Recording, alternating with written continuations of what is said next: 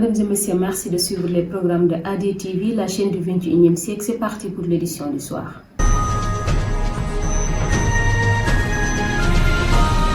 L'actualité de ce mardi, effondrement à Liberté 6, 12 blessés et 5 décès confirmés pour le bilan provisoire. Accident sur la route de Porokhane. Serigne Mountakha Mbacké offre 10 millions de francs CFA aux 13 familles des victimes. Temps d'antenne à la RTS. Vous aurez l'ordre de passage des 20 candidats dans ce journal. 13e congrès de la section CSS de la CNTS. Mahmoud Niang, élu secrétaire général. C'était tout pour les titres. Le développement, c'est dans une poignée de secondes. Bonsoir à toutes et à tous. Ce journal que nous avons débuté avec l'effondrement d'un immeuble de 3 étages qui s'est produit aux environs du rond-point Liberté 6, plus précisément à Khar Yalla, dans la nuit du lundi au mardi 30 janvier 2024. Le gouverneur de Dakar, Alassane Sall, a révélé un bilan dévastateur au milieu de secours et de l'effort de sauvetage sur le sinistre a laissé une empreinte indélébile sur la communauté avec des pertes humaines tragiques. Suivez ce compte rendu signé Koumba Faye. Selon les dernières informations fournies par le gouverneur, l'accident a entraîné 12 blessés. Parmi eux, 11 ont été pris en charge et reçoivent actuellement des soins médicaux appropriés pour leurs blessures. Un autre blessé a été traité sur place, mais malheureusement, la catastrophe a également coûté la vie à 5 personnes innocentes.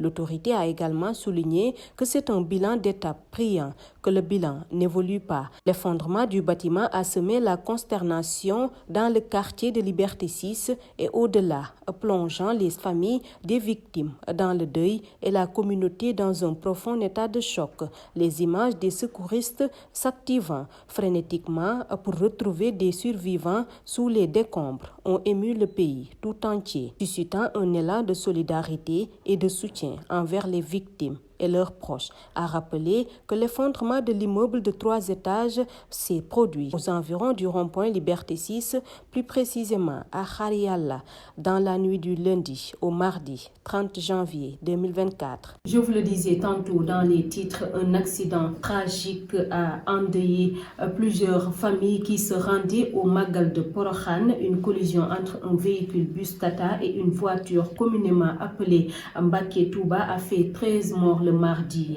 dernier à Nébé. Le guide religieux Serigne Mountakha Mbacké a remis une enveloppe de 10 millions de francs CFA aux familles des victimes disparues et blessées. Un accident tragique a endeuillé plusieurs familles qui se rendaient au Magal de Porokhane. Une collision entre un véhicule bus Tata et une voiture communément appelée Mbacké Touba a fait 13 morts le mardi dernier à Nébé Sérère, une localité qui abrite l'usine Star qui avait connu l'explosion d'une chaudière. Ce dimanche, le khalife général des Mourides a dépêché une délégation conduite par son porte-parole Serigne Bassirou Mbacké Abdou Khadre pour présenter ses condoléances et formuler des prières à l'endroit des proches des disparus lors de l'accident. Serigne Mountakha Mbacké a exprimé sa compassion aux membres des familles des blessés et des 13 morts. Le guide religieux a remis une enveloppe de 10 millions de francs CFA aux familles des victimes disparues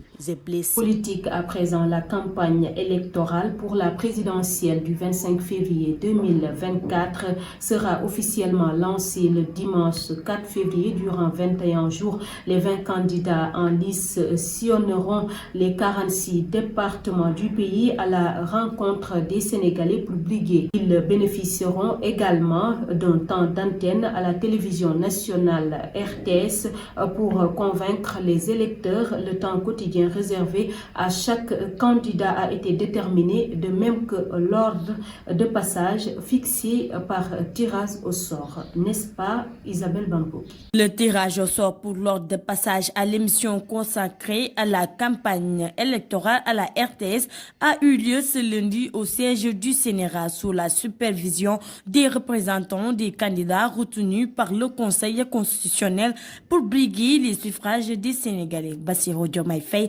l'opposant emprisonné est classé en 12e position.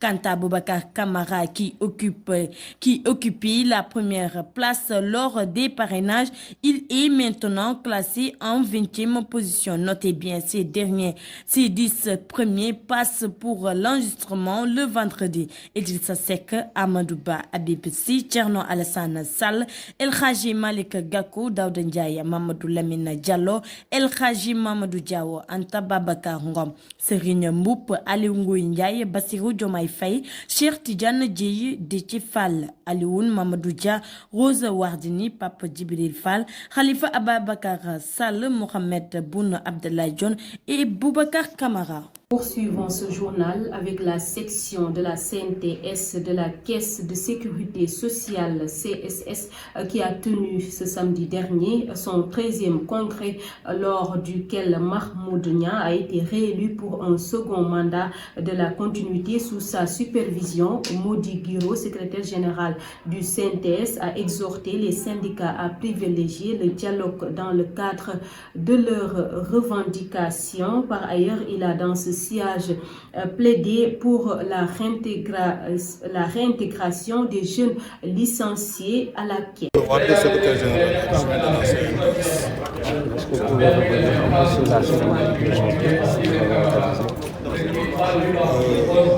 La Confédération nationale des travailleurs du Sénégal, son secrétaire général, Mody Guiro, attache une grande importance à la société CSS, Caisse de sécurité sociale, du fait de l'importance que représente la société au Sénégal, les travailleurs, les employeurs et les territoires. Donc nous avons, en tant que centrale syndicale, nous sommes venus donc superviser, accompagner les travailleurs pour le congrès ordinaire du Sénégal.